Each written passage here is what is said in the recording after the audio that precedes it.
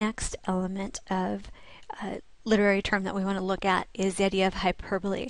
And hyperbole could be considered an example of figurative language as well. A hyperbole is a very extravagant exaggeration. It's exaggerated to the point that there's no question that you don't literally mean what you are saying. If I am carrying a backpack and I say these books weigh a ton, there's no way that I can literally mean that, because if it did, I wouldn't be able to lift it. There's no way that it could take me forever to finish my homework, because I would never finish it. I would never do anything but work on my homework for the rest of my life. And you'll see hyperbole used frequently in tall tales, and also in comedy, for that effect of really increasing the importance of a description. But you can also see it used in more dramatic or serious work as well. It can be a way to try to really convey the intensity of an emotion, or how extreme a person's condition or mental state might be. So back to Lord of the Flies, again, we do see a few examples. We have the boys discussing the world of the grown-ups and what they're capable of, and how in a year or two, when the war is over, they'll be traveling to Mars and back.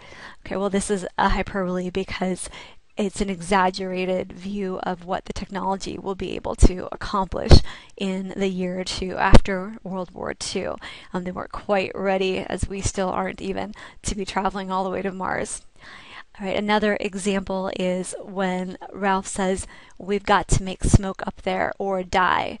While the smoke is incredibly important to them, the smoke itself is not a matter of life or death. They will be able to continue to eat and find water and find shelter and survive, even if they don't have smoke on top of the mountain. But it gives you a sense of how important he considers their rescue to be. To him, rescue is a matter of life and death. All right, then we have Simon and Piggy and Ralph discussing Ralph stepping down, and Piggy says if Jack were a leader, it would be all hunting all of the time, and that's not necessarily the truth. You know, they would have to sleep, and they would have to take a break to eat. They wouldn't be hunting all of the time, but they certainly would feel like it. They would spend a majority of their time hunting. So those would all serve as examples of this exaggeration that is clearly an exaggeration. Okay, the next term that we have to discuss is the idea of irony. And as you should be familiar with, there are three different types of irony. The first is verbal irony, and sometimes sarcasm comes under this idea of verbal irony. And this happens when the implied meaning of your words is different, or even completely the opposite of the actual meaning of what you are saying. Verbal irony can also exist in a narrative, or even in a drama. If you have a character saying something that the character doesn't believe is true, but that we, the audience, knows is actually true, and that kind of blends in with dramatic irony a little bit. So from Lord of the Flies, we have the example of Piggy accusing the boys of acting like a crowd of kids. And to him, that's a put down. But it's an irony because they are kids, so of course they're acting like kids. So he's saying this as not necessarily as a joke, but as a criticism, and yet it's a truism. They are actually kids, but he's not meaning it to be literal in his view of things, or in the way that he's implying the statement that he makes there. Situational irony, and we have several examples of that throughout Lord of the Flies. This is the kind of what everyone thinks of with the basic definition of irony, and that is it's this contrast between what we expect to happen and what actually happens. And that can occur for the characters. The characters might expect one thing to happen, but something else actually happens. It can also occur for the reader if we have an expectation that is different than what the characters actually do in the story, or that is different than the way that the plot unfolds. So you can have situational irony existing on different levels within a narrative. So in Lord of the Flies, we have the example that Jack says we've got to have rules and obey them. After all, we're not savages. And yet, as the story unfolds, he is the character who is always the first to break Ralph's rules, and he's the one who creates a savage tribe. And this idea relates with the choir as a whole. The reader would expect that this choir, who has crosses on their uniforms, would be the most well-behaved and organized and civilized of all of the boys, and in fact they are the first to become savage and are amongst the worst of the savages.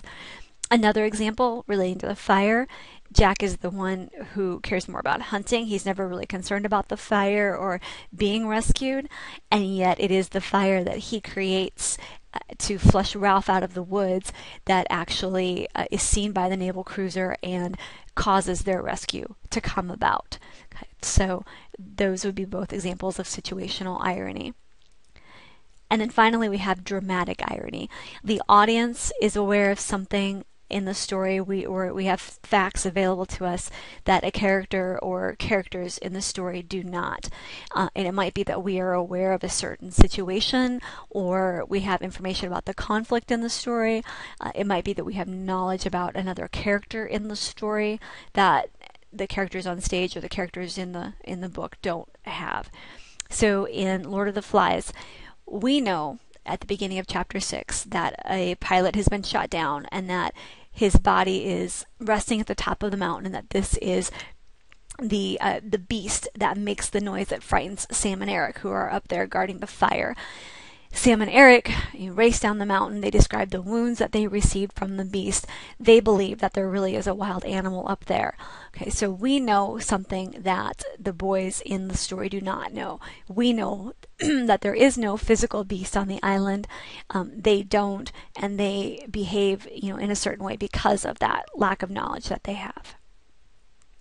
Finally, the last term that we want to discuss today with Lord of the Flies is the idea of the symbol. Okay, and the symbol, quite simply, is a word or an object that stands for something else. And more specifically, a symbol is typically something concrete, something that you can visualize, sort of get your hands on, or something that's easily understandable. And it's used to represent something that is more abstract or more difficult to understand or to quantify. We have several common symbols that are used to the point that they're almost cliched. Wedding rings symbolize faithfulness, love, devotion to another. The flag symbolizes patriotism, loyalty to one's country, all of those ideas.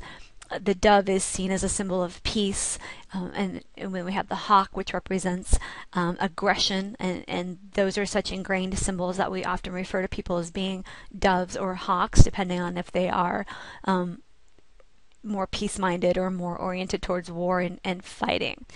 And Lord of the Flies is just replete with symbols. There are so many that we could get into, but here a few are of the most prevalent. The conch itself that they use to call the meetings represents order and discipline, because when they're in the meeting, the person who wants to speak has to be the one who has the conch. It also represents the world of grown-ups that they've left behind, because grown-ups would hold meetings. And then ultimately, it represents civilization to the boys. It's that link they have back to the world that they've left behind.